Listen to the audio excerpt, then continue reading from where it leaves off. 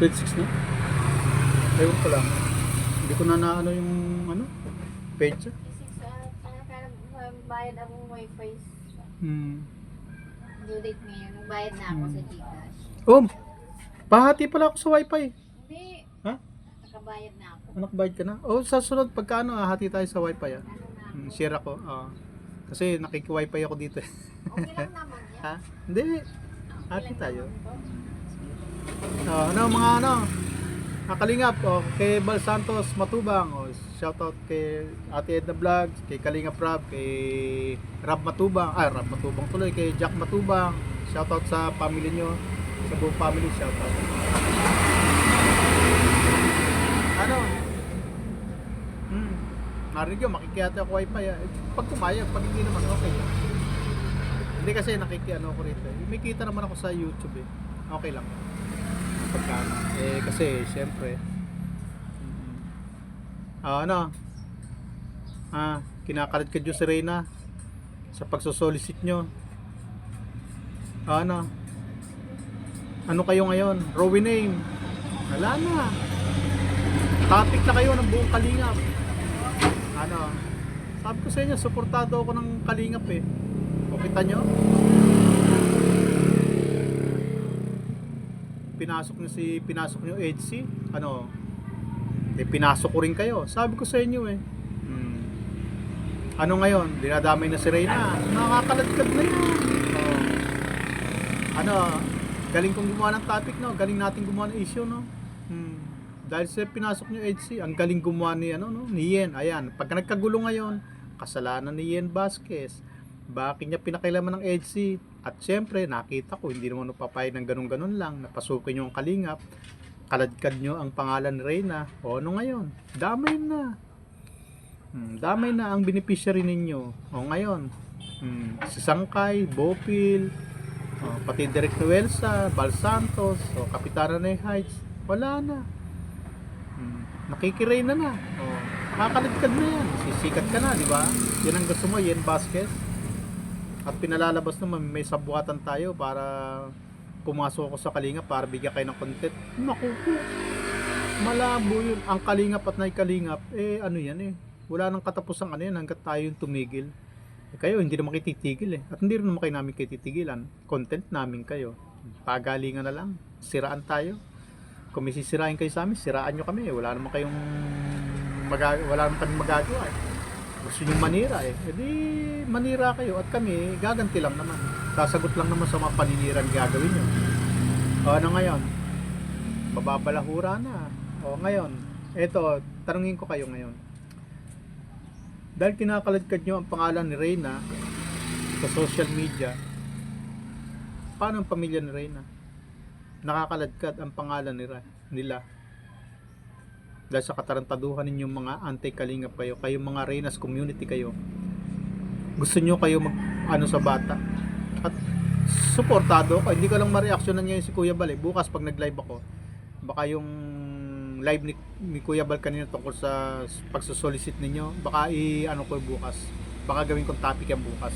Suportado ako ni Bal Santos at ng buong Kalingap. Makita nyo na mapansin nila na nagkakaroon tayong issue tungkol kay Reyna, Miss Yen Vasquez, kita mo, pinotakti na kayo. Ngayon, akala nyo hindi kayo magiging topic ng Kalingap.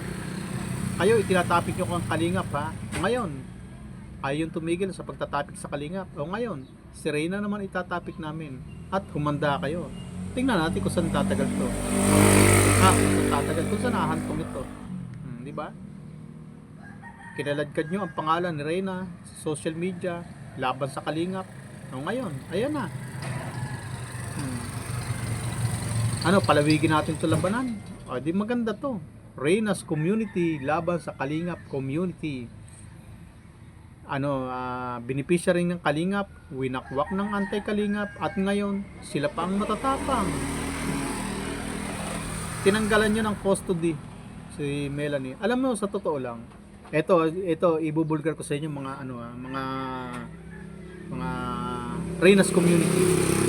Alam nyo ba na si Melanie mismo ang may sabi sa akin na si Reyna ay pinabayaan ni Perlas Vlog. Hindi na alaga ng maayos. Alam mo, ginawa niyong yaya ang isang taong walang kinalaman sa pag-aalaga ng bata. Dahil si Perlas Vlog na pinaalaga niyo kay Reyna noon sa Talisay ay isang vlogger at isang matandang dalaga. Hindi nakaranas mga anak. Doon niyo pinaalagaan. At alam mo reklamo ni Melanie? Walang Diyo yung babae na yan. Hindi ka makalapit sa anak namin. Sinusungitan kami. Bahay ng anak ko, pero hirap kaming makisama sa bahay ng anak ko kasi nandun si Perlas Vlog. Matandang dalagang hindi naman nakaranas mag-alaga ng bata. Doon pinaalagaan yung anak ko. Yung anak ko, nagkakasakit yan. Kasi pinakakain ng kung ano-ano. Hindi namomonitor kung anong kinakain. Ako alam kong pagkain ng anak ko. Alam ko dapat ay pakain dyan. Kaya ko yan. At hindi totoo na nung nakitatay si Reyna kay Kuya Nestor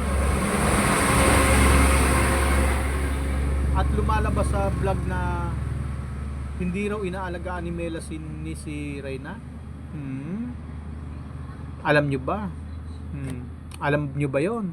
Bakit? Ba't sasabihin yung hindi iniintindi ni Mela ni si Reyna? Alam nyo ba yun? May alam ba kayo doon? May ebidensya ba kayong na ganun nga? At ang sabi nga ni Melanie, kaya kong alagaan yan. Yung anak ko, biruin mo, kumakain ng mansanas, ang lamig, galing sa refrigerator. Yung anak ko, kapag kumain ng mansanas yan, nalamigan ng tiyan yan, yung kumain ng malamig yan, nalamigan ng tiyan, nagkakaroon ng yan, na epekto sa isip ng bata, na pwedeng matrigger.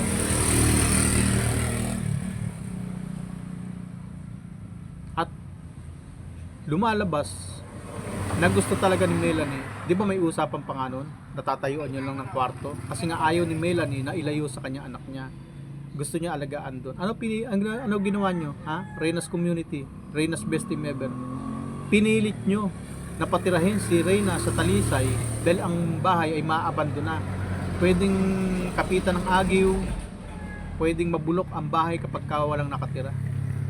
Pero si Melanie ayaw talagang patirahin si Reyna sa Talisay dahil walang mag-aalaga sa kanya ng maayos doon. Siya lang ang pwede mag-alaga sa anak niya ng maayos. At maaalagaan niya si Reyna kung sa Bato Balani titira. O kaya di ba nag-usap-usap yung mga sponsor? O patayuan na lang siya, no? Di ba Ma'am Tessie Gloria?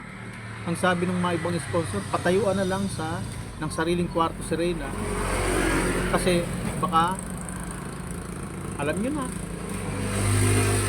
yung asawa ni Melanie, yung kinakasama, lalaki yun. Si Reyna, kung lumalabas ng banyo yan, nakatuwalya maigsi. Minsan lumalabas na hindi nakatuwalya.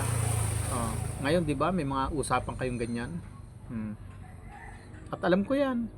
Kasama ako sa GC nyo eh. At sabi ko nga doon, pambira naman kayo. Hindi naman lahat ng stepfather ganun. May mga matitinor na mga stepfather. Pero kayo inilalayo yung pilit si Reyna sa nanay niya. Kayo ang naglalayo. Di ba? Ay sabi si Melanie, sumasangayon lang. Kasi nasusuhulan ninyo eh. Di ba? Binibigyan niyo ng puhunan. Ilang puhunan, nakailang bigay na kayo ng puhunan kay Melanie. Di ba? Alam ko kaya yan. Pero sabi ni Melanie, tinatabla na kayo ni Melanie.